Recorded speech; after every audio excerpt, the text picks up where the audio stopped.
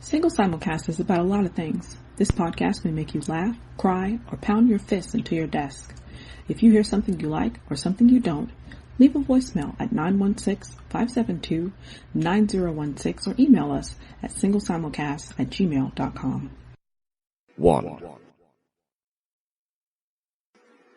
Single Simulcast. Single Simulcast episode 293. Shantae, as always, is in the building. We are also joined by our monthly co-host, Miss Stephanie from the Mocha Minutes podcast. I really want to talk about Childish Gambino. Ooh. I really do, but there's a bigger conversation that's being had that needs to be had before we can even talk about him, and that's the idea of black men using the excuse that they were nerds or blurds when they were younger and nobody was checking for them, and that's why they treat black women the way that they do. Okay. Yeah, it's not that long of a conversation. Beginning, middle, and end, they're full of shit. Literally, I can tell you that there's no excuse for the way that black men historically have treated black women. To try and cloud the reasoning for your actions and, well, they did this to me first, is childish and wholly immature. To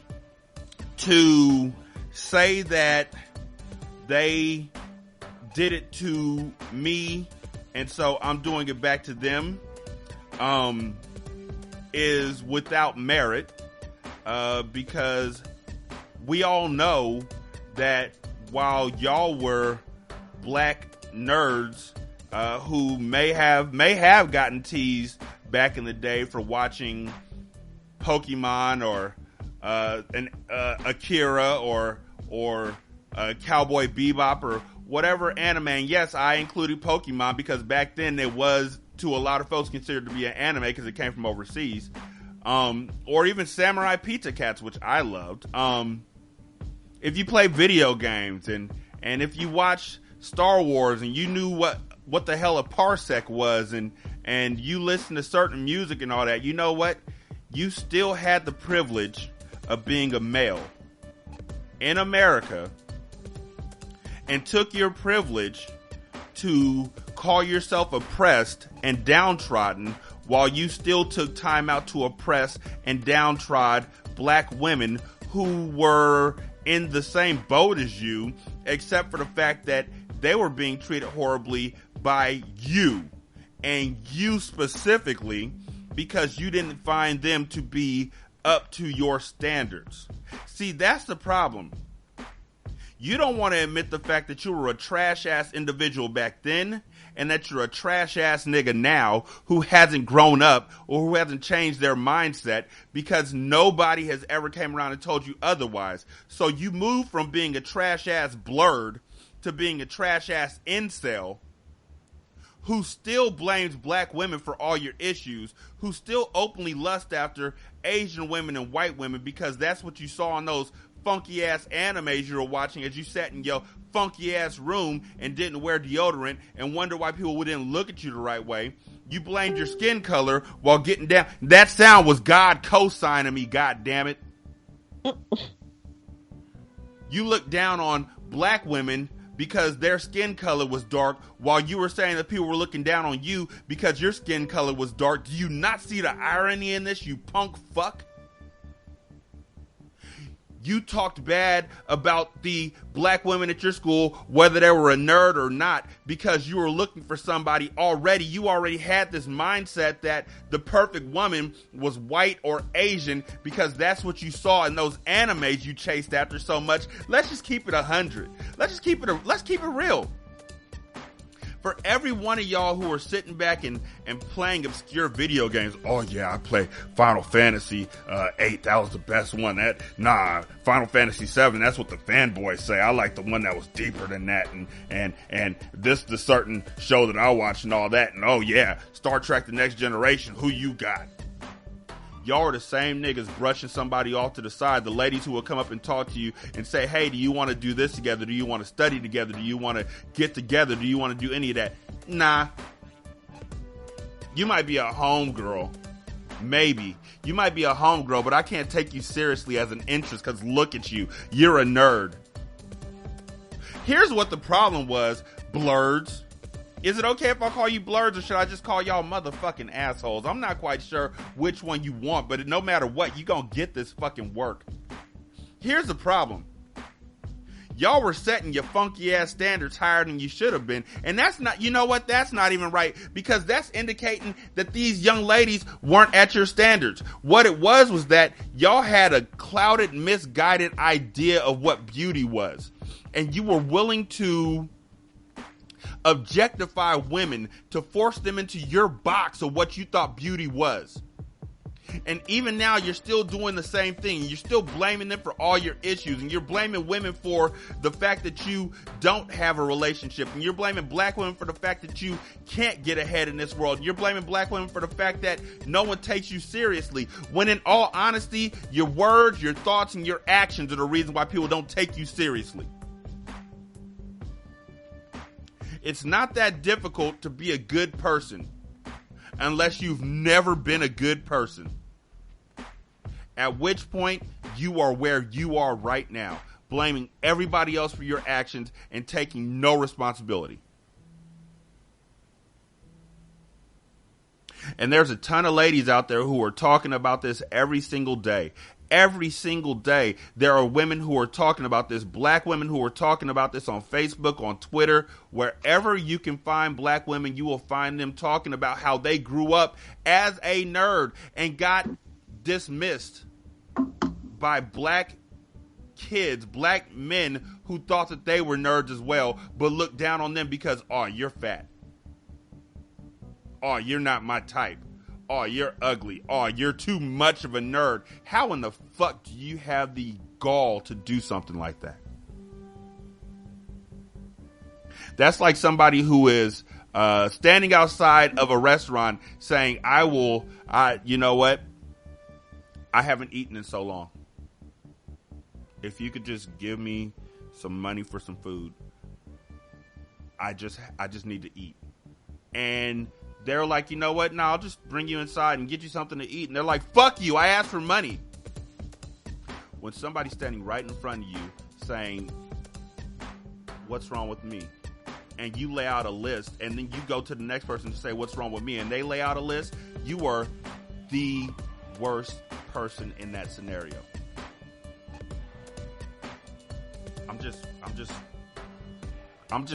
I'm not even flabbergasted. I'm not amazed. I'm not shocked. I'm nothing but mad at black men and the excuses that we can come up with to not love black women.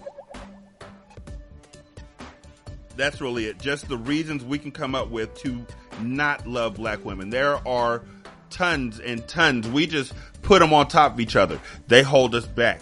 They're too demanding. They're too bossy. They don't hold us down. The fuck 90s rap song were you listening to? They don't hold me down. When I don't have a job, she doesn't stay with me. Why the fuck would you stay with her when she doesn't have a job? Would you stay with her when she has a job? We make all these excuses. Bottom line is, y'all niggas just ain't shit. You ain't. And if your feelings are hurt, then I'm definitely talking about you. I don't give a fuck. I'm tired. I am in a really, really, really, really irritated mindset right now. I'm in a space where y'all can all kiss my whole black ass. Cause y'all nerdy niggas ain't worth shit. You're not worth the time that people give you for you to spout your stupid ass reasons why they should have liked you when you were growing up. You're not worth those dumbass pictures you draw up where you find yourself somehow suddenly rich and successful while you're drawing these pictures out your mama's basement. But you're rich and successful in the pictures, and the girl that you were pursuing is now downtrodden and begging you for her time. A lady wrote about this earlier today. A black woman wrote about this earlier today, and one of the motherfuckers in the comments had the nerve to say, "Was she fat?"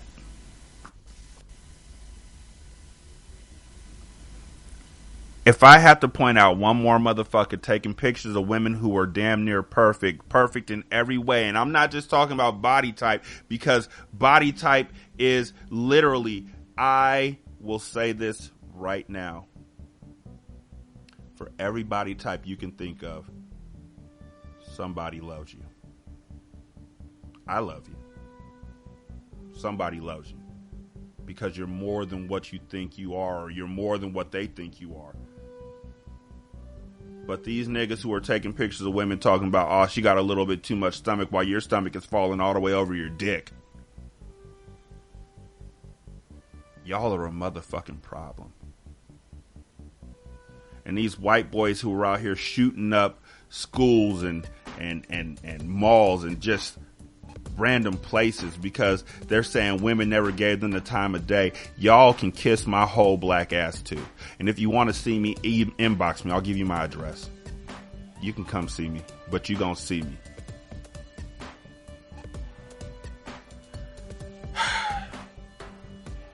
Shantae, how are you doing today? Thoughts? Yeah, I'm good. I mean, I don't know. I really don't have anything. I don't know. As far as all these dudes that are, popping slick, nerd or not or whatever, talking shit about black women, I really don't have anything to say. I mean, I pay them motherfuckers dust. That's just really it. Stephanie? Oh, I have several thoughts. Because I was the nerdy fat girl in middle school and high school that nobody quote unquote wanted. That was me. And it took me so long to get to that point of I don't give a fuck what you think. I know I'm beautiful. And fuck you for not recognizing my beauty. So to hear these dudes complaining, the fact that y'all even made up a word called incel is laughable to me. Because you're under this impression that somebody's supposed to fuck your ass. Listen here, weak stroke. No, nobody's supposed to fuck you, okay?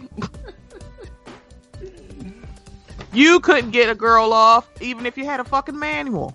So I don't know why these flaccid ass dudes are actually going, I'm an incel. I was like, I had to actually Google that shit. I'm like, what the fuck is that? I'm like, wait, why are you under an impression that I'm supposed to fuck you? Or that because some girl was not interested in you, because newsflash, she has a choice. She doesn't have to be interested in you. You're like, well, I'm just done with black women because that one Keisha in 7th grade told me no, and that just swore me off of black women. And I turned to anime, and I turned to white women, I turned to Asian women because they understood me. I'm like, okay. They can have you. That is exactly how I feel when I hear these dudes saying I'm too quote unquote blurty or nerdy for black women. I'm like, they can have you because you're probably a jackass. I don't want your ass. But then if I were to date a white or Asian man, you'd call me a bedwench so quick and say I don't have any respect. I don't have any self-esteem. I'm a sellout. Like, yeah, y'all can miss me with that bullshit. It's hilarious that this conversation is happening with these guys that are like, I'm too nerdy. I'm like, you're not. You're an asshole who actually thinks that we're supposed to fuck you. We're not. We have choices. There's this wild thing that we have a choice. We can actually choose who we want dicks to go into us. We have this choice. I know. It's crazy to me too. Okay, so I want to jump in real quick. So the dudes who are talking about being an incel, they actually didn't make it up. Shout out to actually motherfuckers. It turns out it was a woman who. Are you freaking kidding me? It was a woman. Now, this is the thing though. What she was talking about as being involuntarily celibate, because that's what incel means. I don't think it was about the entitlement shit that we're getting from men. They have co-opted this term, a term where she was talking, because see, this is the thing that I guess, maybe I don't know, it's like, I think it's, we're ready to go at the motherfuckers that are shady, that are shitty, that are entitled, and yet, but at the same time, pay dust to the people who actually are living this kind of life, who feel devoid of love and affection and whatever, for whatever reason, and don't know how to make that happen for themselves. Like, they're not entitled. They want to feel something, but they feel like they can't get it. So it's like we obviously got these nasty motherfuckers over here. Nobody wants to fuck with them. Fuck them niggas. But at the same time, I think there are, like this lady created something that she, she was expressing how she felt in her life. Okay, so what is her definition of it? Because the ashy dudes are how I heard it. So if it's supposed to be another definition, I would love to understand her context of it, because that's just how like shit goes left when people like co-opt shit, and I'm like, that's not what it means. Well, okay, so I mean, obviously I haven't read like completely everything.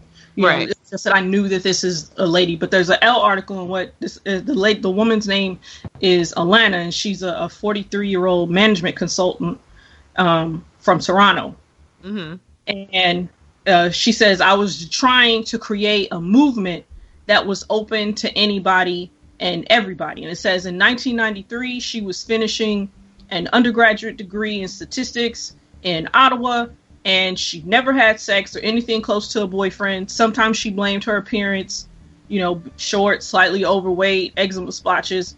Often she felt like she passed through adolescence without learning the unspoken rules of a complex game that everyone else understood intuitively. And I guess that's what I'm talking, like those people who aren't shitty.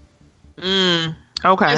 They missed it. Whatever it, like whatever it is that some of us caught on to, as far as interacting with people, there are people who didn't catch it.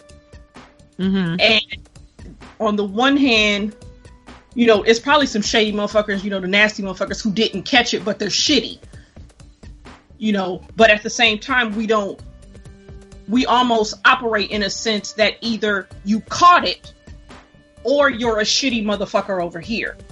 When I don't think that's the case. I think there's people like this woman who aren't entitled and want affection and companionship and don't know how to get to it.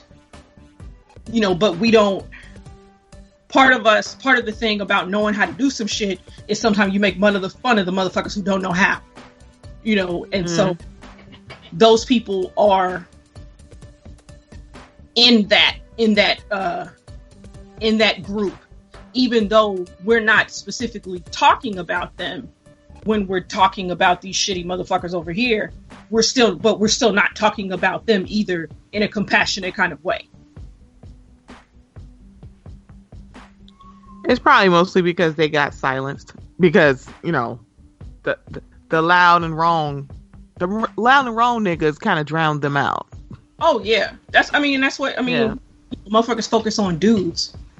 They focus on dudes and then miss. They focus on the loud and wrong dudes. But then these other dudes over here and these other women, just get left behind. Yeah. Yeah. You're right. Well, like I said, fuck your entitled ass though. I'm not defending you or looking at you compassionately, motherfucker. Just let you know that shit. are on Not the verge of you are on the verge of something terrible and need to figure that shit out. And my compassion isn't going to help you do that shit. So get it together, buddy. They thought they had an end, and she was like, "Nah, nigga." Right. Snap. Not you. But I don't get it. I'm like this, and I swear this conversation came out of nowhere. I'm like, where are y'all getting this from? It's like, you weren't too nerdy. You weren't too blurty. You're under this entitled like attitude. I'm like, baby, we were in the fields with you. What are you talking about? Slavery didn't miss us. We were right there with you. It's like, we've been with you every step of this journey in America. Why are you acting like we're off kicking up our feet somewhere? It's like, where are you getting this from? I'm like, I need to know. I need guys to explain it to me like I am 3 years old. There is no explanation. I am so sincere. There's no explanation. They cancel people out and then blame them for they completely erase like entire groups of people from their minds until they are no longer in a place where they feel like, you know, what's the best way to put it? They completely blank people out until they get to a place where they need to blame somebody for their actions, and then they bring those people that they completely X'd out back, and they're like, you were the issue. If you had loved me when I was there, when I needed you, if you had loved me the way I needed to be loved, well, how'd you need to be loved? By that light-skinned cheerleader right there. Well, I'm not that. Yeah, but if you had just came up to me and said you're good enough for me, if you had actually made yourself available to me, that's the big issue. These guys who are walking around under the veil of being blurs, which, nah, let's be honest, nah. They're really predators who don't know how to be a predator. They are toothless velociraptors. They're the smartest ones in the room, but they can't attack. And nobody's scared of them, and nobody's coming to them. And so they can't consume what they want to consume.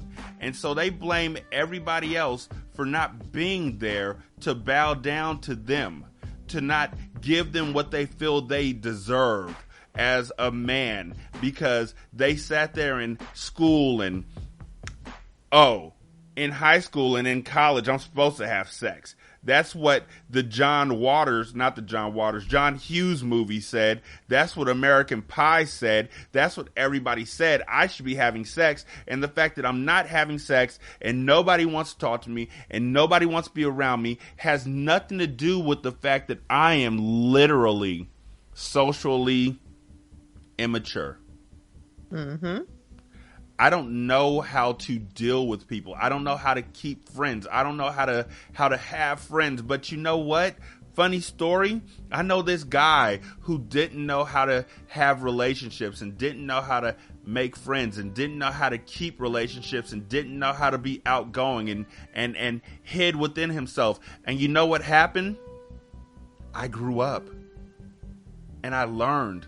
I didn't blame anybody else. I learned. And usually when I talk about don't blame somebody else and give the bootstrap speech and the pound cake speech, I end up apologizing. I ain't apologizing for shit for this one. This is y'all's motherfucking fault. Yep. Y'all sit alone in a room and think that you're cooler than everybody else because you have isolation and people don't understand where you're coming from and you're on a whole nother level. But you know you're not. You are a dried up puddle calling yourself deep. And you're not. You're an issue. You're problematic. And the problem is that because people checked you. people tried to check you. Oh, I know people who tried to check people who were like that. But you know what the problem is? Y'all just brushed it off. Y'all literally have this power to hear what you want to hear and see what you want to see. And somehow what you see and hear is that you're not the issue. That everybody else is. Somebody owes you something. Somebody owes you this. I was nice to you. You owe me this. You were nice to me in the store. You must want to date me. You're dressed nicely and you're standing next to me. You must want me to go after you. You must want me to want you. Everything is about me. When you're dressed nice for me. When you talk nice to me, you want to have sex with me. You want to be around me. And I'm just too shy. I'm too shy to reach out, but I know you want me. I see the way you look at me. Even though when I look at you, you look away. I see the way that you look at me. If I wasn't so shy, why didn't you just approach me? If you would just approach me, everything would be different. And let's talk about all the school shootings that happened. God is just co-signing me today. Let's talk about all the school shootings that happened, where the first thing people say is, well, if she was just nicer to him. And you don't think that this isn't a problem in this day and age? This has been a problem since we were in 5th, 6th, 7th, 8th grade. Y'all ain't shit. And you're getting worse. And all y'all ain't shit people from those days got on the internet together and created ain't shit forums where you have ain't shit thoughts that lead to good people's deaths. And you blame women. You blame black women if you're black. If you're white, you blame white women. If you're Asian, I don't fucking know. You probably blame Asian women. But what I need you to know is that it's your fault. Completely. Totally. Your fault. Every bad thing that has happened to you, the one common denominator in every single bad thing that has happened to you is you. It's your fault, dog. You ignored so many people to get what you thought you deserved. And that's the other thing. Y'all think y'all deserve shit. Y'all think y'all deserve these ladies to just fall all over you. Like, these are the niggas who, if they had a genie with 3 wishes, the first thing they wish for is that every woman who wasn't in their family would fall in love with them. I know your whole profile. I know your book. Grow up. That's really it. Just grow the fuck up. All the way up. All the way. Golly. Spent like 36 fucking minutes talking about them punk fucks. Head ass niggas. I ain't called nobody a head ass nigga in my entire life. It feels so good to call people head asses. I'll just tell you from experience. These niggas is head ass niggas. Real dun. And King Kong, and then sing you to King Kong. And while we're on this whole page, fuck all these white women who use their tears as a way to combat the truth. Whoop. I'm just feeling some sort of way today. I don't know if Shantae was feeling some sort of way last week or if it was just, good vibrations, drinks or whatever. But Shantae, this week I'm sober as shit and I'm feeling some sort of way today.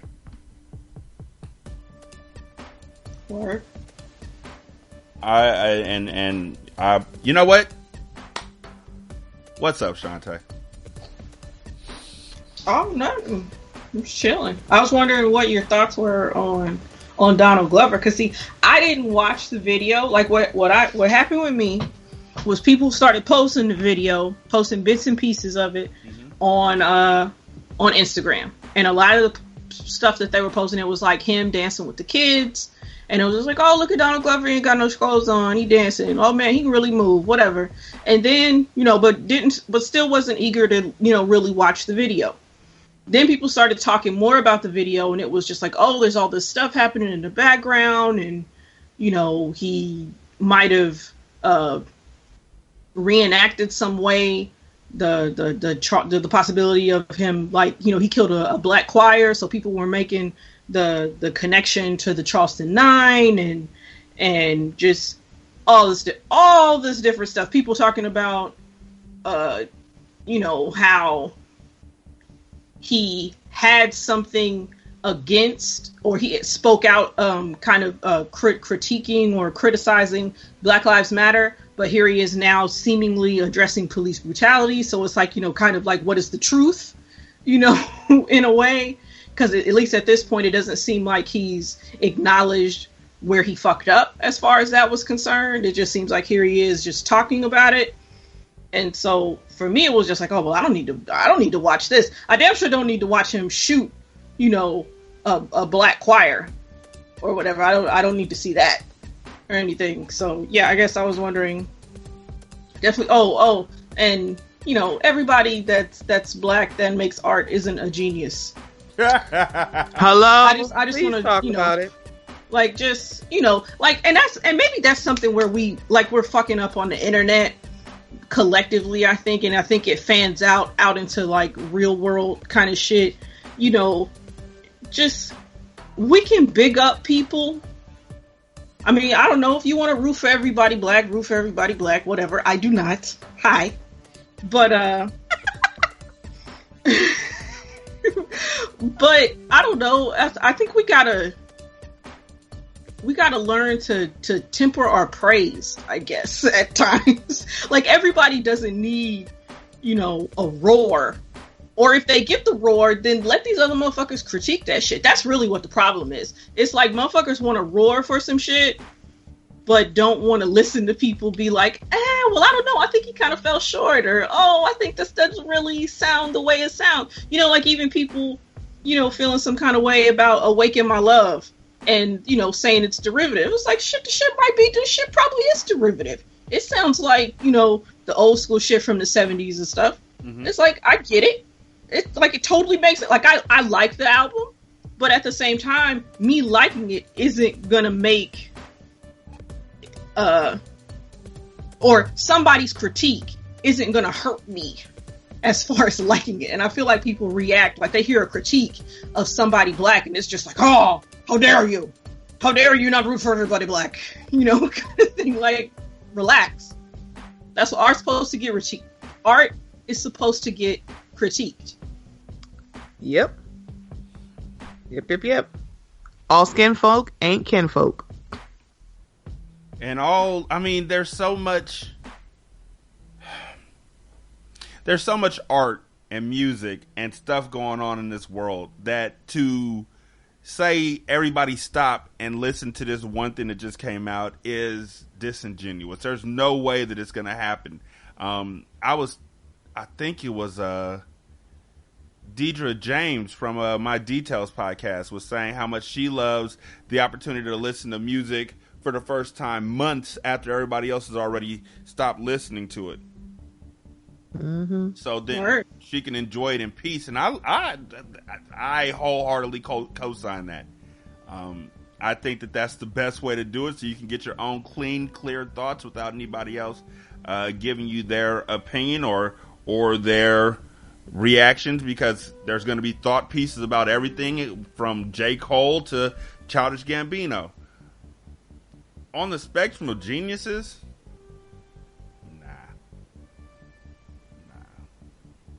I honestly, nah.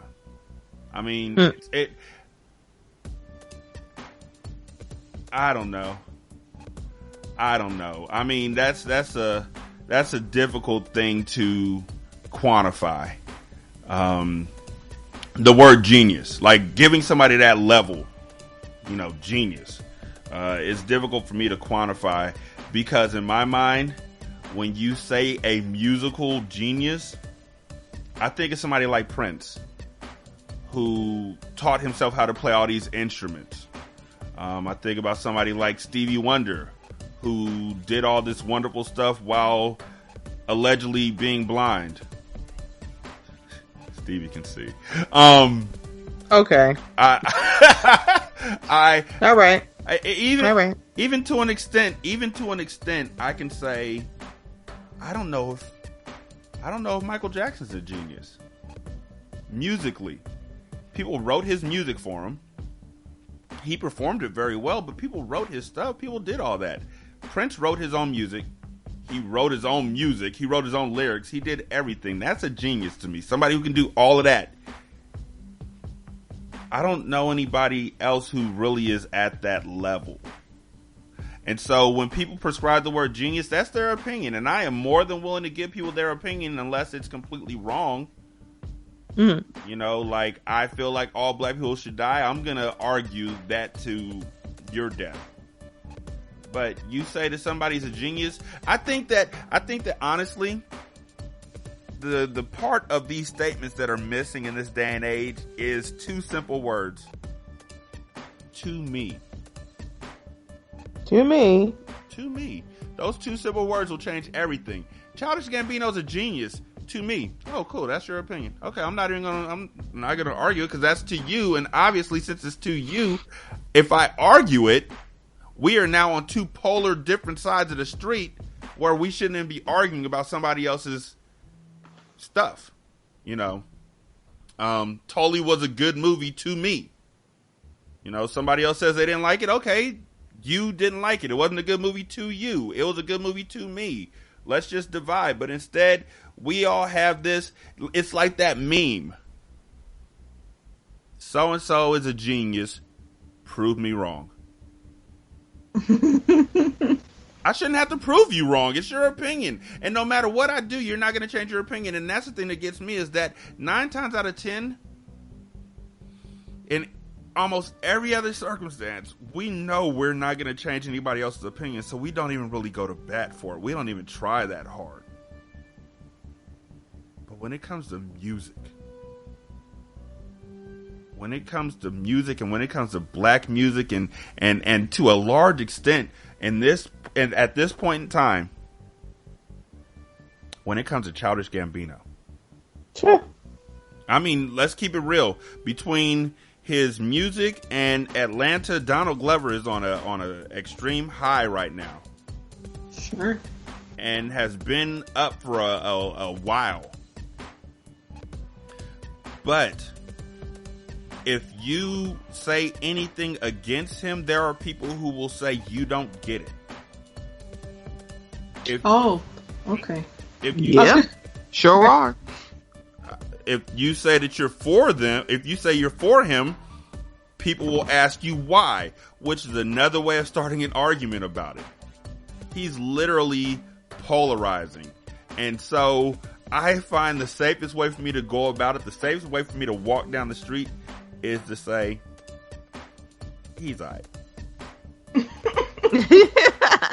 Sure. But he's also like what I didn't realize was like the early stuff was anti-black woman. And it's just like, oh, like for real. Because now it's just like, well, no wonder y'all motherfuckers don't fuck with him. It's just like, I get now. It's just like, not that they weren't talking about it then, but it's just like, yes, it was just like, I mean, that's why a lot of some, at least that's why some people don't want to fuck with. It's just like you saying, you don't want to fuck with black women. You'd rather fuck with Asian women or, fuck with white women, or talking about getting, somebody said that he talked about coming hard from being called a nigger in bed, and it's just like, what the fuck is wrong with you?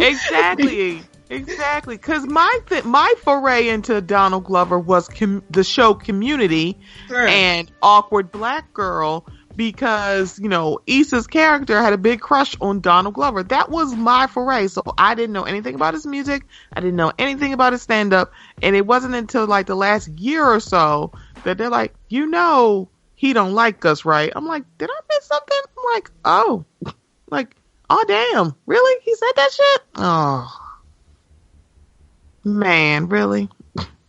Damn it. Yeah, it's just like, well, you wildin'. You was wildin'. And see, that's Right. another thing. And that's another thing, too, about the critiques that are coming out where people are talking about how the idea of blackness, in quotes, that motherfuckers who rejected it once upon a time, tried to distance themselves once upon a time, are now seemingly embracing it because there's a market for that now.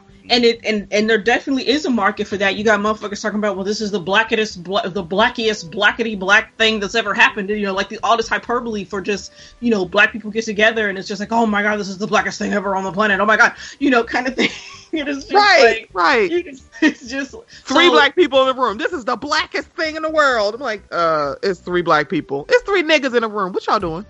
And the problem is that there are situations. I mean, like, on the one hand, I get it, especially when it comes to like certain like representation, and if you felt like you missed the boat on certain things or whatever, and you feel like, oh, this is dope, you feel like, as a whatever type of black person you are, you feel like you're being seen on television or whatever, or in movies. You feel validated, whatever. It's like, that's cool. But then at the same time, it does seem like there's people who are attempting to capitalize on that, to, pull at people's heartstrings as far as that stuff. Like, you bring up representation, you bring up diversity, you bring up blackness, and you're pulling at people's heartstrings about that, but you're using it to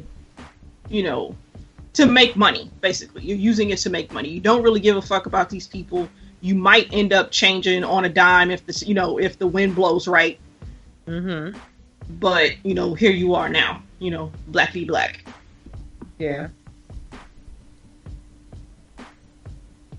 Use the word. Whoa. Wait, what? Oh, I said, geez, Louise. Oh. You said, I'm not even gonna. Wow. What did you think I said? Wow. I'm not even gonna. Yo. I don't It even sounded know. like jizz. Ah! All I heard was jizz, and I was like, that had nothing to do with it. And sometimes I just have to say something back in my head and see that it didn't make sense, even when I say it to myself, and then I just stop. Man. The No. thing is, the thing about Childish Gambino, and also Tyler, the Creator, Mm-hmm. and there's a lot of rappers, because no matter what, black men still have this overwhelming issue with black women. Mm-hmm. There was a video where Tyler, the Creator, slapped a black woman, and she fell out of the camera view, and then when she came back up, she was Asian. Mm-hmm. This is like problematic. These are issues. These are real, these are the issues where folks are like, but they changed, they grew and they changed. And the question is, how do you know? Pretty much. Just because somebody is showing themselves to be a certain way doesn't mean that they've actually changed. My footprints may be different, but that's just because I'm wearing different shoes. That, and also the whole idea about growth and change, and people acting like, oh, like their whole defense of it is just like, oh, you don't want people to change, you want people to stay the same. Yo, nobody has to fuck with you once you hurt them. Mm-hmm. Like, they just don't. Like, that's the whole thing about with Childish Gambino. He said what he said, he did what he did. People cannot fuck with him if they want to, and it has nothing to do with this whole, like, you won't let people change, you won't let people grow. Nobody's stopping these people from growing and changing.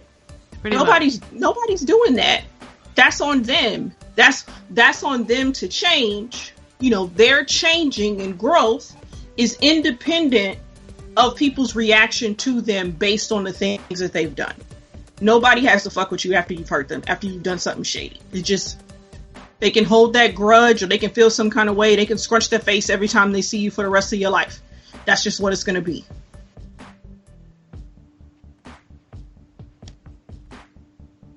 Yeah. They really don't.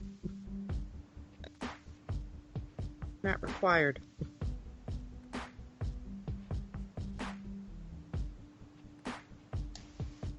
Like, I don't know. It killed me seeing some people, like, you know, because of course with all these conversations and stuff, the conversation, especially on social media and stuff, the conversation begins in one way, and then it starts to segue into each person's kind of orientation to the conversation. You know, so you possibly have people who feel some kind of way about people judging them for the things that they did, you know, whenever, a long time ago. Yeah. You know, and it's kind of just like, I don't know what to tell you. You know, the whole thing is like, maybe you need to focus on the people who do fuck with you, the people who did forgive you, you know, whatever that is. Yeah. You know, it's okay. You know, it's okay. It's, you know, I know people. Go ahead. No, I was agreeing with you. Go ahead. Oh, I was gonna say, I know people don't want to hear people bring up old shit. Yeah. You know, as far as they're concerned, they feel like it's old. You know, and somebody keeps bringing it up and bringing it up and bringing it up, and maybe they've apologized for it, and maybe they've learned from it, and all this different kind of stuff. It's just, at the same time, it's just like, this is your role to hold. This is your cross to bear.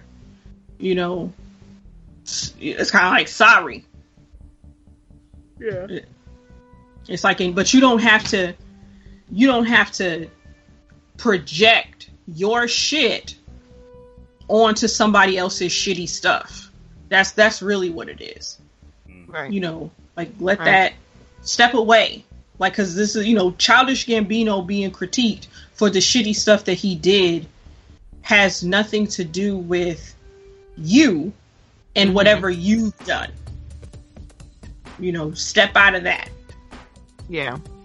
It's interesting, like, when that whole dynamic of when someone's trash and they do trash shit and we're like, yeah, they're canceled, we always move.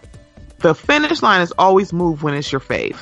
And right now, Donald Glover is a lot of people's fave because everybody loves the show. I think if Atlanta was terrible, we wouldn't be having this conversation. But because Atlanta is so good, it's such a great show, and it's being embraced by so many people, you know, it's easy for people to move that line of, well, I mean, that's old and people grow. Like, did he ever acknowledge it? Or did he just delete the tweets and y'all don't have no proof of it anymore? Right. See, it's like, there's the difference. Yeah. There's a difference between just getting rid of it and actually acknowledging it. Did he acknowledge it? I have no idea because I don't care that much.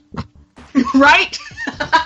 I don't have the wherewithal to go do my Googles because I don't care about Donald Glover that much, even though his fupa was giving me life. Because I'm like, if he don't dance, and I was like, he can get that work. That's all I was thinking. But he's always been everybody's little nerdy fave. I don't know what it is about him, but he's a whole ass snack. Whole snack. Bottom line, I don't apologize. Sorry, not sorry. Bottom line to me is this. There's people who are going to say that no matter what you say, Childish Gambino is something that we don't think he is. I think that's the best way to put it. No matter what, they're just gonna lace this on their opinion. They're not gonna see the incidents that you're mentioning, that y'all are referencing, which are out there for public consumption. There's record of it. Because that's the way that it is in this day and age. You feel like if you have a fave, you have to ride for your fave, no matter what. Mm-hmm. And if you don't ride for your fave, you're not loyal to them. But to me personally, if I'm loyal to you, I'm able to tell you exactly when you fucked up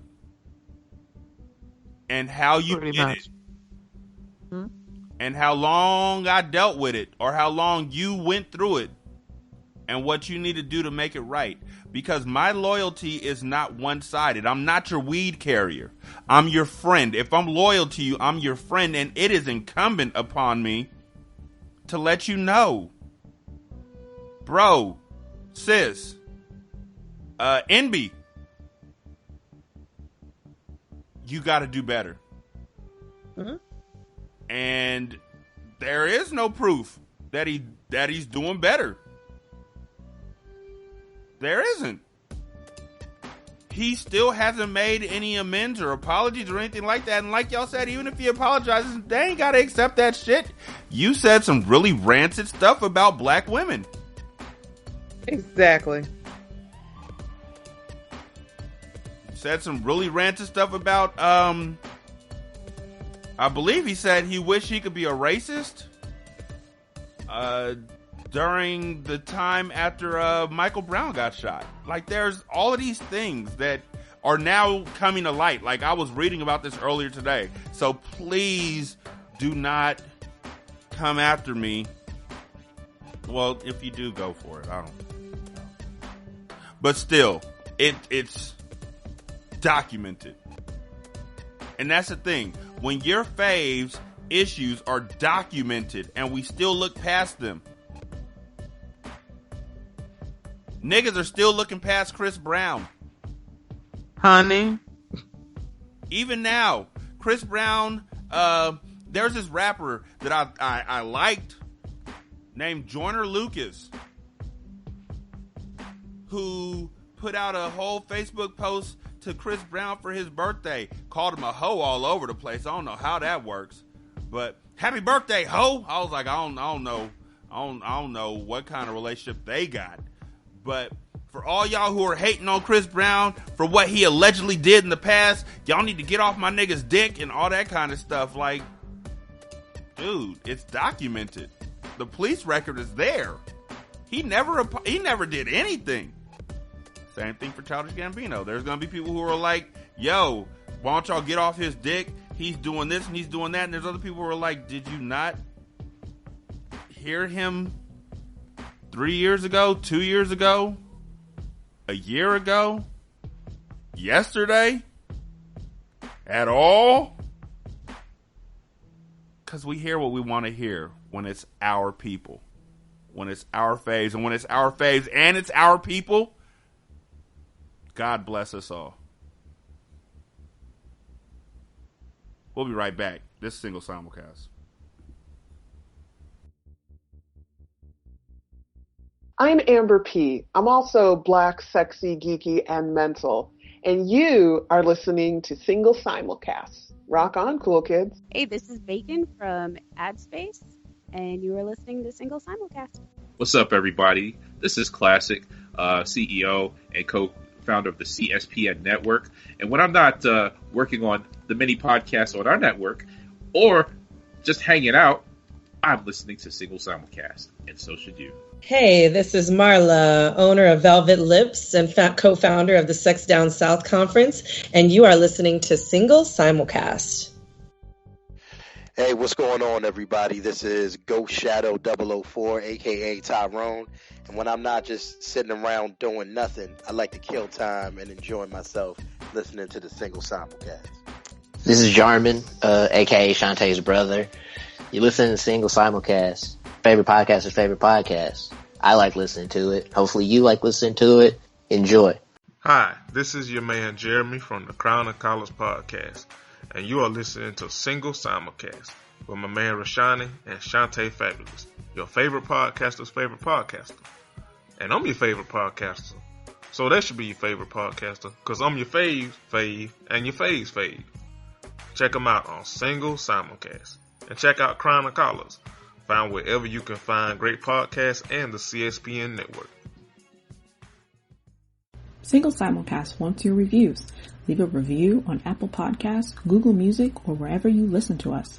Tag Single Simulcast with the screenshot of your review on Facebook, or use the hashtag SSCast on Twitter. Enjoy the rest of the show.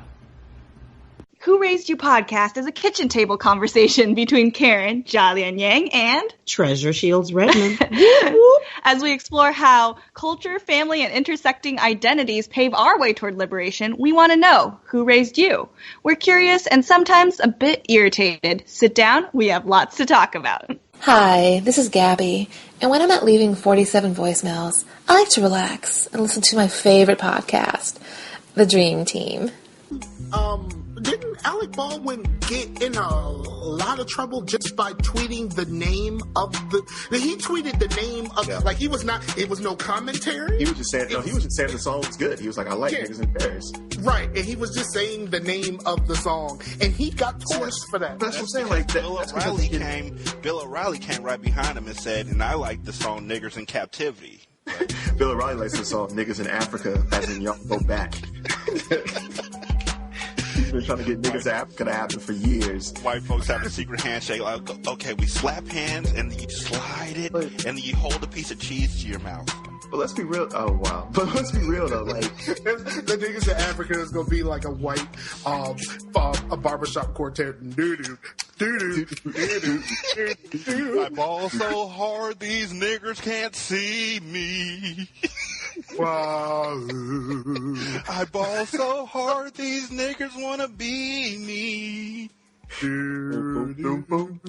I ball so hard every day, every night, but then I take a week off because I'm white. I ball so hard these niggers can't see me. I can't. The Dream Team is here. Are you interested in supporting this Black podcast? Awesome! Become a Patreon member at www.patreon.com/singlesimulcast. And for $5, you'll be able to chat with the host during our monthly Q and Awesome session.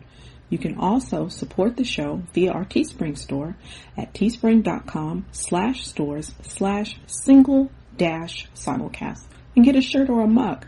You also have the option to put a little something in our cup at paypal.me/singlesimulcast. My name is Jordan Redfield Wade. Well, well, well. If it isn't the so-called People's Champion. By day, I'm a philanthropist and private investigator. You risked your own life to try and protect someone who needed it. If that's what's needed to be a hero, then I want to help. But by night, I protect the people of Newark City in a different way.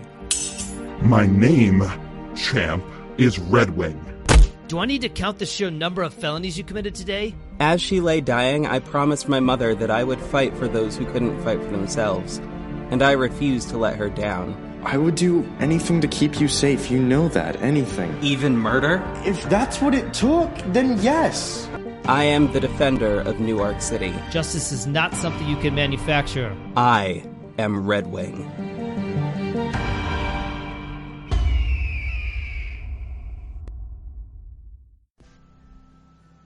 Single Simulcast, episode 293. Shantae's here, Stephanie's here, I'm here. Thank y'all for being here. We really do appreciate it. So, yeah.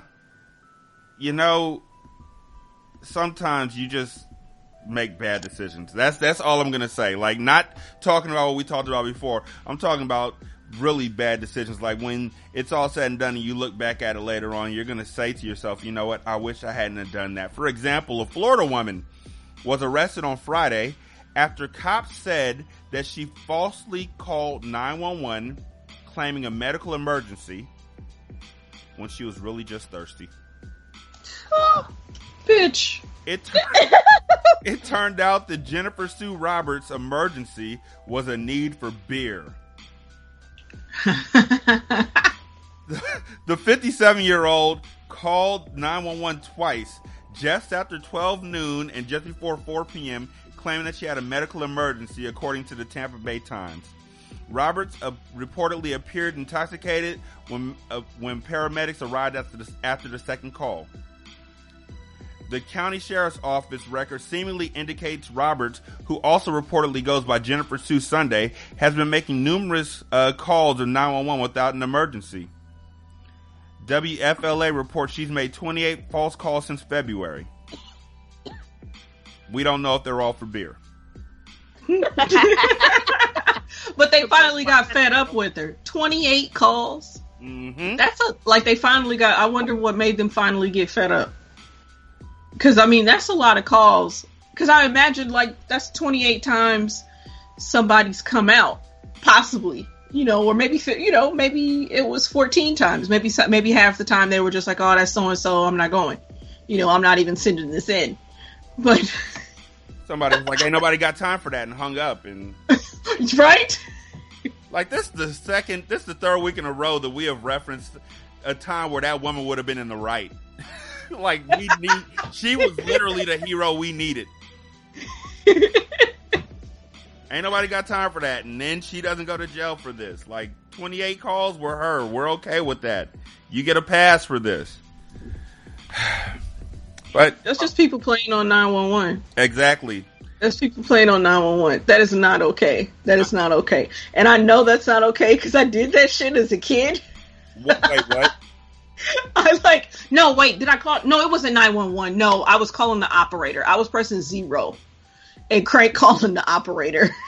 Oh my goodness. At 5 or something. But then she said so. I'm almost positive the operator made me sound like I was going to get in trouble. I never did the shit again. But I did it at least twice and tried to do the Bugs Bunny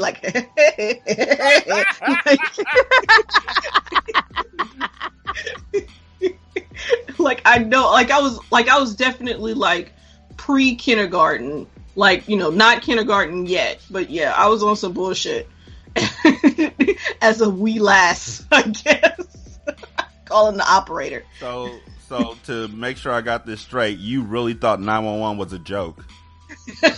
Or the operator, yeah. Oh, boy, and I thought I was bad. Honestly, Shantae, every episode I learn something new about you that just has my finger hovering over 911. But as a black man, I know inherently not to call the police, Shantae. That's what I'm shocked at. Well, you know what? In this day and age, that's the conversation folks will have with their kids. We don't call the police. Why would you call the police? The police will kill you. Don't call the police. They will come to your house. They will kill you. Do you understand death, nigga? You're 5. Do you understand the concept of death? Do you know what happened to your fish? I said too much. A woman in Aurora, Colorado was cited by police officers on Thursday after allegedly damaging a microwave at a 7-Eleven by placing a urine sample in a microwave, causing the urine to explode. So many questions. So many. Needless to say, they were pissed off at the whole situation. According to a report from the Aurora Police Department obtained by 9 News, officers cited Angelique Sanchez, who was found waiting for a physical and urinalysis at a health clinic at a half mile north of the 7-Eleven. The report states that Sanchez entered the 7-Eleven and placed something in the microwave, but after a few seconds, the clerk heard a loud bang.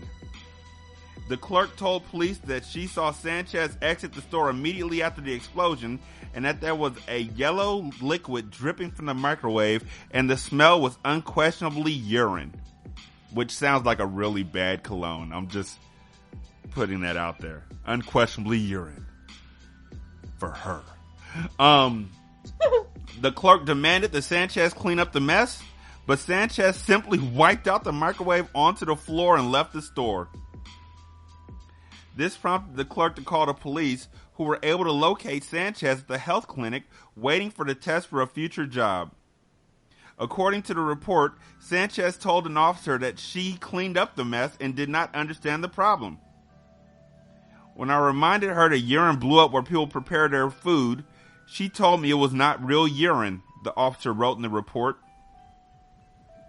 Strangely enough, this is not the first time the urine has exploded in the 7-Eleven microwave after someone tried to heat up a urine sample. Last year, police in Oregon responded to a similar incident in a 7-Eleven. What's the odds? When a suspicious object exploded in the store's microwave. Police evacuated the area and even brought in an explosive unit. only to find out that the suspicious object was really a urine sample wrapped in a hand warmer. I'm just saying, like, I have so many questions. They were trying to pass a drug test, like they were smoking weed. That has to be it. They had to had something. Like, I'm not even gonna say it was weed. It had to have been meth for them to think this idea was gonna work. But now I want to know, does that kill the drugs in your urine if you boil it? No. Sweet, wonderful, naive Stephanie, no. What? No. God, you're awesome. No. Fuck no. Hell no. Nah. Hell to the nah. No, Stephanie, no. What it is no. Oh no. What it is that, their urine is so fucking polluted that they buy somebody else's piss and, put it in a bag. And then when they go in for their urine test, they act like they're pissing, but they're really pouring the urine from the bag into the cup. It's a whole maneuver. But some of these niggas is so sedity that they can't have cold urine against their leg, because if they turn in cold urine, they know that the testers who are holding this urine sample will be like, why the fuck is urine that's inside of your 98.6 degree body cold? So they warm it up.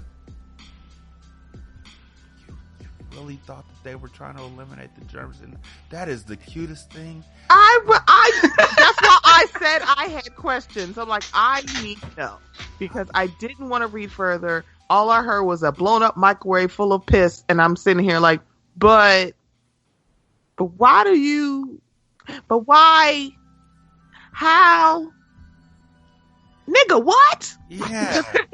That's the whole thought process. I couldn't even I couldn't form sentences. My brain was seeping out of my ears, much less out of a microwave. Yeah, pretty much. It was brain juice leaking up all over the place. I feel like that's the new intro for a old soap opera. Like, piss out of the microwave. These are the days of our lives. Just dripping away. Time keeps dripping away. Loose ends. They weren't musical geniuses either. But they were pretty good. Look, niggas, how you calling somebody a genius when they only got 3 hot songs on their album? Whoop. Dang. Here we go. That's a question.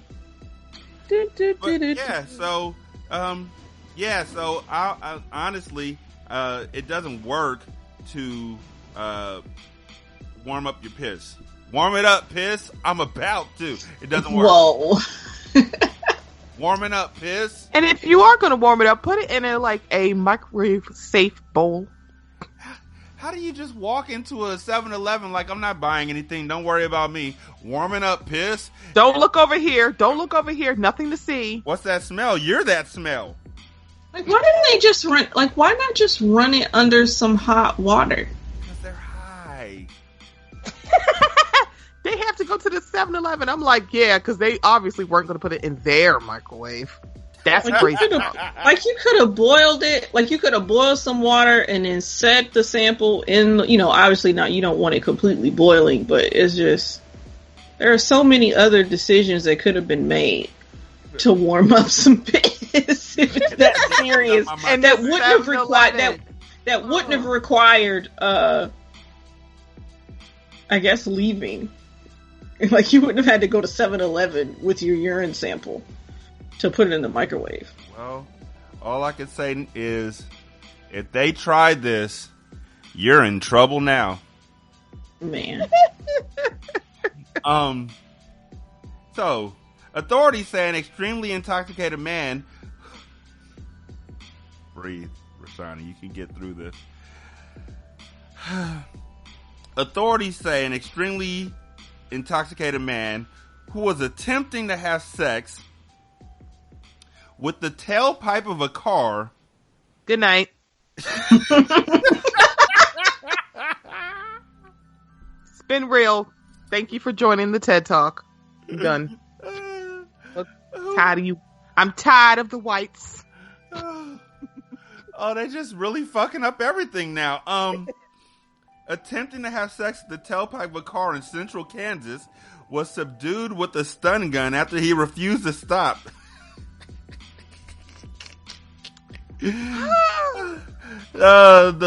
Lieutenant Scott Powell says the 24-year-old was taken to the emergency room Tuesday because of his life-threateningly high 0.35 blood alcohol level and possible drug use.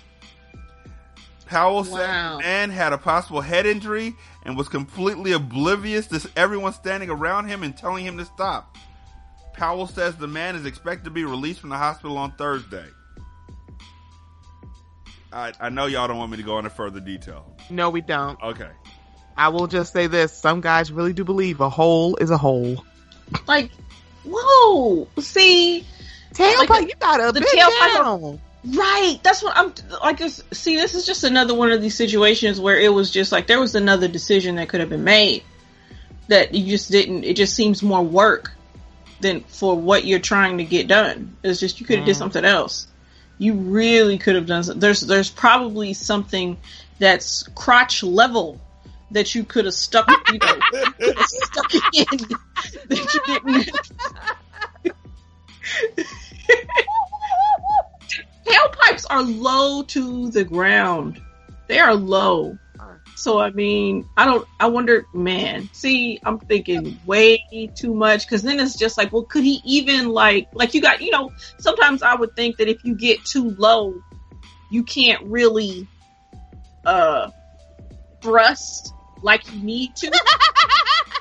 like you need more, you know, space between, you know, you can't be all the way down on your knees, you know, ass nearly to the ground, you know, trying to thrust. You're not really getting the momentum that you need. So I'm just, you know what, you're doing too much. Like my 2018th year of our Lord. I'm just trying to put people on the main road. Well, how to change clothes and don't make sure it's crotch level. I'm saying this. He's 24. He barely has dick control. So I'm like, he trying to get it in where he can get it in. It's like a bad episode of Big Mouth. I don't know what's going on here. Like there is probably a gas station bathroom with a hole in the wall that he could have made. He could have got and it's crotch level. That's the whole thing. It's crotch level. He didn't have to do, and it probably would have been like a private, you know, moment for him. It's just, you didn't have to do it to bull. Like, this is, what is it? That's a banana in a tailpipe kind of thing, you know, or whatever. There's a little banana in that tailpipe. I just want to refer back to the, esteemed Negro poet, Doug Funny. He said back in 1995 exactly what this man was thinking. And the lyrics go, banging on the trash can, banging on the street light. Yeah. One little voice just keeps calling me, banging on a tailpipe. Oh, God, that's so funny because those weren't the lyrics I was thinking of. I thought you were going to start singing Killer Tofu, and I'd be like, too. "What?" Too. Banging on a trash can. I don't want to watch Doug. Banging on a street light.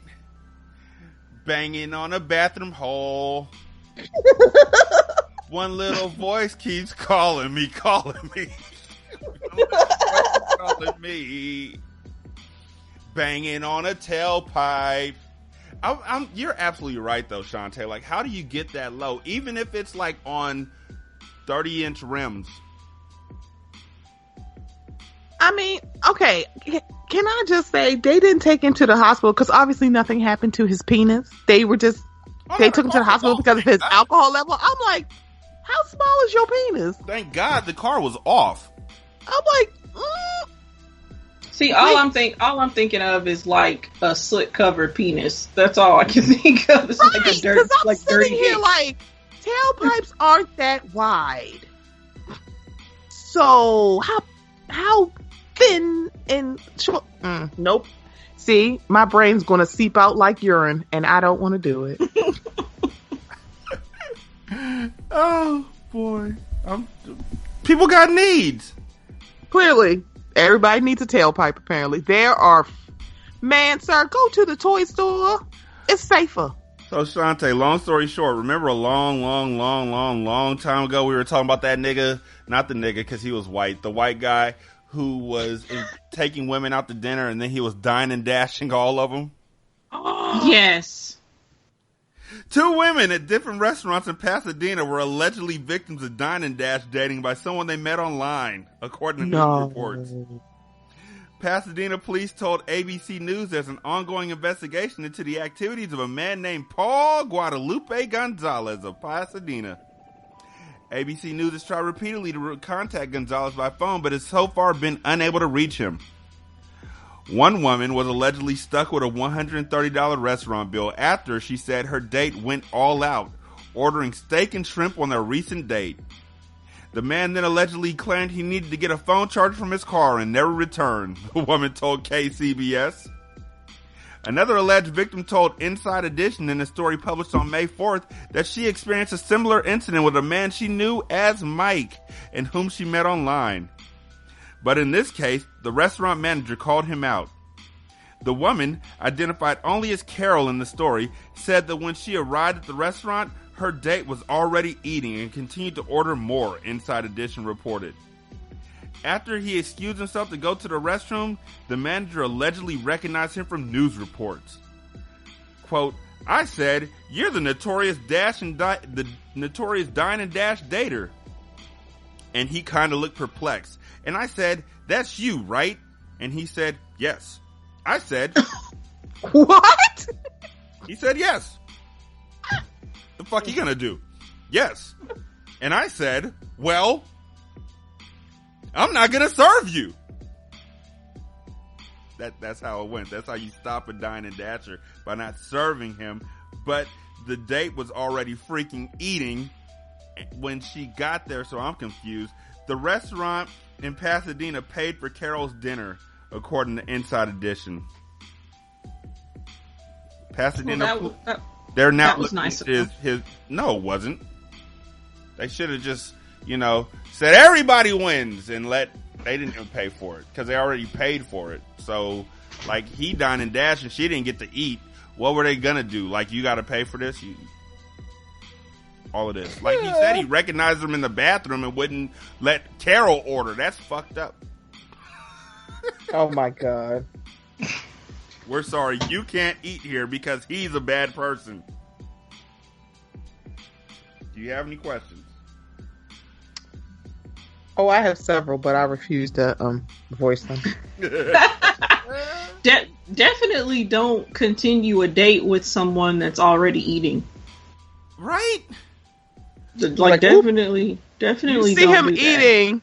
You see him eating, just go, oop, wrong table. Okay. Oh, nigga, you didn't wait? Okay, I get in trouble if I cook dinner and I'm eating out of the pot before it's all done. Oh, I better get a spoonful too. But that's not Nisha. That's my kids. They're just fucking greedy. Hero post. A young mother has been jailed for 11 years for stabbing her occasional boyfriend as they had sexual intercourse. After texting him to say, men should only be used for human sacrifices. Not a hero post for me, just a hero post for some of the folks that I follow on Facebook. Uh-oh. There's no real story behind that. I just wanted to say that. Cynthia Nixon is catching heat from many people for calling cannabis licenses in the black community a form of reparations. I'll take the money. I don't need any weed. Quote, now that cannabis is exploding as an industry, we have to make sure that those communities that have been harmed and devastated by marijuana arrests get the first shot at this industry. We must prioritize them in terms of licenses. It's a form of reparations. And then L. Joy Williams, who was just hired by her, pulled her the fuck to the side and was like, no, the fuck it isn't. No, it isn't. L. Joy digging that ass. But no, didn't happen. Yeah, I wish she probably wish she had said something else, because the fact that she said what she said can lead to people going one way and then going another way with it. Like, people will think like, oh, it's not so bad, and other people are gonna be like, well, no, this is some bullshit, kind of thing, when what she's talking about makes sense. Like the idea that Black people probably should be prioritized. What's wrong with prioritizing Black people in something like this? That kind of thing. Because the only way Black people are going to get into something is if they're prioritized. That's the way this whole country is set up. That you have to, intentionally help people, give people whatever it is you give. Black people, give, the person of color, the help, the leg up, whatever. Because if you don't, you can't expect the other motherfuckers to just be like, you can't expect white people to just live their life and just be like, oh, well, of course, come on in. That's not the way they fucking work. Yeah. That's not the way they work. You have to say, we are doing this for these people. We are doing this with an intention. Kanye. So, I'm sure she's catching flack all over the place. Oh yeah. From everybody in their, everybody on all sides. Oh yeah. Like Sarah Jessica Parker probably said. Yo, she ain't saying not a damn thing. She is not Kim Cattrall. Kim Cattrall would have dug in her ass, because Kim Cattrall has ran out of fucks to give. Oh yeah, she hates all of them, because none of them wrote for her. Speaking of out of fucks to give, the Nordstrom rack. Oop. The president of Nordstrom Rack was a fly to St. Louis to personally apologize to 3 Black teens falsely accused of theft at the chain's Brentwood Square store. Makai Lee, Deron Taylor, and Eric Rogers II were shopping for prom clothes when they started noticing several of the employees watching them and following them around the store. Quote, I was nervous the whole time, Lee recalled. Every time we moved, they moved, just like that. When we looked up, they looked up. By the way, just like that was not in there. Thanks, Ludacris. After they left the store, they were surrounded by Brentwood police in the parking lot. Police told them that the store had accused them of theft. After an investigation on the spot, police let the 3 go without charges. Amazing. The police were actually, quote, the police were actually good. They understood where we were coming from and they showed us that they were just doing their job, said Rogers. According to the theft accusations, the teen said that a customer in the store called them punks and allegedly asked them, are your parents proud of you for what you do? The fuck does that mean, Kobe Bryant? In defending themselves, the 3 said an altercation broke out between them and the customer, and a store manager stepped in. Quote, I knew it was coming, but at the same time I was feeling embarrassed, agitated, mixed emotions with the whole situation because I know we didn't deserve it, said Taylor. While the boys were in the store, they did purchase something. They say they did it to prove a point. Quote, we made the purchase to show them that we're equal and we didn't have to steal anything, said Rogers. I'm going to stop right there. Gonna stop right there. And this is why it's fuck Nordstrom Rack. Fuck Nordstrom Rack because, first of all, their management and their employees thinking that to follow somebody around the store is... Fuck any store that follows people around the store. Like, seriously, we've had this situation where we've looked up and somebody just happens to be there. putting away clothes who wasn't there a few seconds ago. We've all had that situation. We all have gotten followed from place to place, or somebody has told us that a certain thing wasn't for sale, or that a certain thing didn't look good on us, or wasn't our skin tone, or whatever it may be. We've all had that situation, so fuck those stores, but those stores need to just know that, look, when somebody is pressured into buying something at your store just to prove that they are not the type of people that your management is making them out to be, your store is the lowest piece of shit. If I have to buy something just to prove to you that I'm not going to shoplift, the humiliation that these kids went through from your customers, from your employees, from your management, from the police. And Nordstrom Rack, your stuff ain't even that jazzy, nigga. I don't know how to tell you this without hurting your feelings, but your stuff ain't popping like it used to. Nordstrom Rack, you're called Nordstrom Rack because you are literally the broke off brother of Nordstrom's, which again is fucking Nordstrom's. Nobody fucks with you. Nobody wants to see what you got going on, and these three kids want to actually give you their business, and you treat them like shit. Fuck you. Fuck you, and fuck the guy who's flying out to say sorry. Like, what's the next step? What are you gonna do? I want to see a follow-up. It better not be a gift card. I'm having real problems with black folks being mistreated, and then we're supposed to say it's okay, just give us $1 and we'll move on. We just want to prove a point. No, I want y'all out of business. Don't fuck with me. I'm the wrong one. I'll shut your whole shit down. I'll own you. I will. I'll try and get your company from out from underneath you. I will try and sue the shit out of you. It's not petty. You were petty when you started it. I'm just trying to finish it. These kids are buying stuff to prove a point to you that they're not going to steal. Fuck you. The manager should have been like, you know what? The person at the cash register should have been like, you know what? I literally just saw what you went through. Y'all go on and have a good day. We obviously don't deserve your business. I don't even know where Brentwood is, honestly. I don't know nothing about the St. Louis area except to say fuck the Cardinals. That's all I really know. And I don't even like baseball that much, but fuck the Cardinals.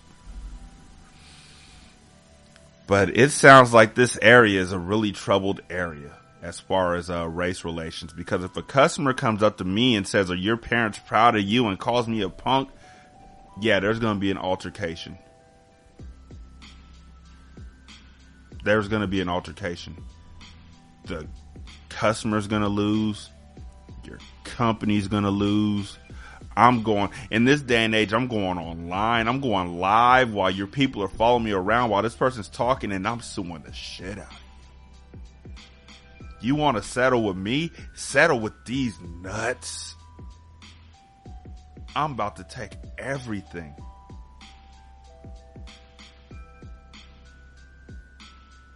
Apologies ain't worth enough. Like y'all said earlier, sometimes folks ain't gotta forgive you for the shitty shit you do, and one of the highest things on that level is misogyny and racism. They're not obligated to forgive you. And like I had said a while back, you could tell people that you've changed your ways, but they ain't gotta forget the way you treated them. So pardon me if we don't believe you when you say we're sorry. Pardon me if we don't believe you when you say you've changed. Pardon me if we don't believe you when you try and point out your growth. Fuck you, pay me. Shantae, thoughts? Yeah, I want people to stop calling the police. Woo! Like, please stop calling the police. Like, especially over some, like, unless, like, you tell me that, like, people are coming to blows within your establishment kind of thing. Like, it totally makes sense that you've decided to call the police. It totally makes sense You as an employee of wherever you're at should not feel obligated to go break it up or diffuse the situation or whatever. If people have come to blows, but if they're not fighting, if there's not an assault happening, just, why can't your security be called to de-escalate the situation or whatever? Why can't these two, people just, let somebody jibber jabber or whatever and, tell the motherfucker to like get out or something if somebody's talking shit to somebody? It's just, stop calling the police. I just feel like it's just like everything just escalates in the worst kinds of ways when people call the police for some bullshit. It's just like the two men in Philadelphia. They were in there for 2 minutes. And the police got called for nothing. And these kids are walking around and the other customer, is accosting them. At least that's what the story sounded like. It sounded like the kids are just looking at stuff and then somebody else wants to pop off. Mm-hmm. And now someone else has taken it upon themselves to call the police. And it's just like, for what? Like, unless those kids jumped on that other person and they'd be in the right, at least as far as being provoked and stuff is concerned. But unless somebody jumped on somebody, you don't have to call the police. And can I just piggyback off of that real quick, just to say real simply, there's a lot of y'all white people who are getting away with doing that in this day and age. Like this, like you said, this isn't the first time this has happened recently, where white folks think something and they immediately call the police and expect the police to be in their favor. Getting real, wary of being around white people in businesses now. There was a white woman who called the police on some folks in an Airbnb recently here in California because they didn't wave goodbye to her. Strangers. They didn't know her, but they didn't wave a greeting to her or a goodbye to her as they packed their bags into their car. So she called the police on them. Like, how have we gotten here as a society? Well, I know how we got here. The police were formed in the first place to capture runaway slaves. So, they're just doing their jobs, ma'am. But still, y'all white folks who are standing out there talking about your allies and waving flags and, oh, I saw Black Panther and didn't fall asleep and I, think I voted for Obama twice. I voted for Obama twice and I think Michael Rappaport's a piece of shit too. But you be the first one calling the cops if there's a young black person walking through your neighborhood and you don't know them. Or a little native kid going on a college tour. 2 of them. Yo, I was so livid, and I'm like, I don't have children, and I wanted to fight. I'm like, I want her. I want that woman. Like, I want you to look at me, because I listened to that 911 call, and I wanted to throat punch her. Those kids don't owe you. Like, they don't have to answer your questions. Who are you to question anybody? Mm-hmm. Well, see, that's the problem with white people, though. It's we keep talking about, oh no, we're all equal and I don't see color. I don't trust anybody who ever say that shit. I don't trust you because I know you do. But it's like, if you really don't see color, don't call the police when you see somebody who's not the same color as you because you feel like they don't belong because they're not the same color as you. Because that's really what that boils down to. Oh, they didn't wave at me. I've never seen them before. I'm like, and? They don't have to wave at you. They don't have to answer your questions. What are you doing? I never saw you before. All right. I'm like, So I'm like, what kind of robbers do you know that's going to take the time to put something in a piece of luggage and then take that luggage out to a car? I mean, like the luggage. I mean, shit. All I got is a duffel bag at home with a strap missing. I'm taking this shit. This Samsonite. Like, right. Yeah. Just not. As if they're not casing the neighborhood to see that your white ass is out there. They do it in front of you? Come on. Shit, I case the neighborhood before I go out and mow my lawn. Wow. I'm deadly serious. I'm deadly serious. Did I tell you a couple weeks ago, one of the scariest things in current times that I could think of happened to me maybe like a month ago. Maybe. It might not even been a month ago. I was driving back from basketball practice, and my basketball practice runs till about 9 o'clock at night. Mm-hmm. So I'm driving back from basketball practice. I have my son, Kid Awesome, in the car with me, and then 2 of his teammates in the car with me, and I'm dropping them off. You know, good coach shit. Mm-hmm. I dropped them off at home, and I start driving back towards our house, and turns out somewhere between the gym and the road back to my house, I ran over a nail, and my tire went flat. And it's like 9:45 at night, and my tire goes flat right in front of a great, I'm not going to say I live in a great resident. Well, I do. I worked for it. Fuck it. Why not? I live in a great area. But I live in a gray area as far as what they think of us. Like, if you go on those nextdoor.com websites and all that kind of stuff, you see what people think of you in your area. And in my area, there's a lot of people who think a lot of things about black people at night. So I'm out there. My son's in the car. I call Nisha, and I'm like, yo, I got a flat tire. Please come get Devin. Come get Kid Awesome. She comes and gets him, takes him back home. Because like I said, it's right down the street. Like maybe 5 minutes down the road from our house. I start changing my tire. I pull out the jack. I pull out everything. I got my hazard lights on, and I'm changing my tire. And it's about 9:45. And it takes me a good hour or so to change the tire, because all I got is the standard stuff that came with the car, which is literally the worst stuff you can use to change your car or to change your tire. I get my tire out and off of the car and everything and set to the side, and one thought goes through my mind this whole time. Please, God, don't let any police officers drive past me. Just don't let any police officers drive past me. It's dark out here. It's late. People have driven past me.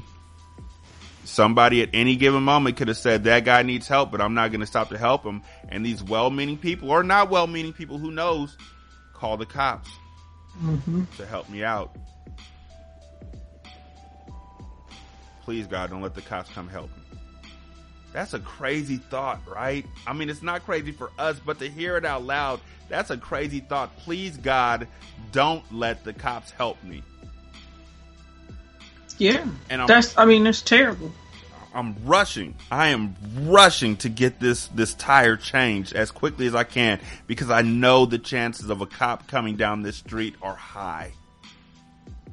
And as soon as I got the wheel, the spare, the donut onto my van and got the van lowered back down and got everything put away, a cop drove slowly past me, saw that I was in my car, looked at me for a second, and kept driving. I have never... Oh my gosh. I was shook. I was absolutely terrified of this situation where a cop pulls up on me minding my own business and thinks I'm a threat while I'm changing my tire in a residential neighborhood and shoots me, or takes me to jail and then I die on my way to jail, or I commit suicide with handcuffs on by shooting myself in the head twice when I don't have a gun. These are all things that go through my head, so please stop calling the cops. Please don't do it. Like, I don't know what y'all are expecting is going to happen, but it's not. Don't call them. Leave us alone. Y'all left us alone for so long. Like when we really needed your help. When the crack epidemic was going on and we really needed y'all's help. When we were in the ghetto and we really needed y'all's help. When we needed jobs and we really needed y'all's help. Y'all didn't want to give us shit. Please don't call for help now. Leave us the fuck alone.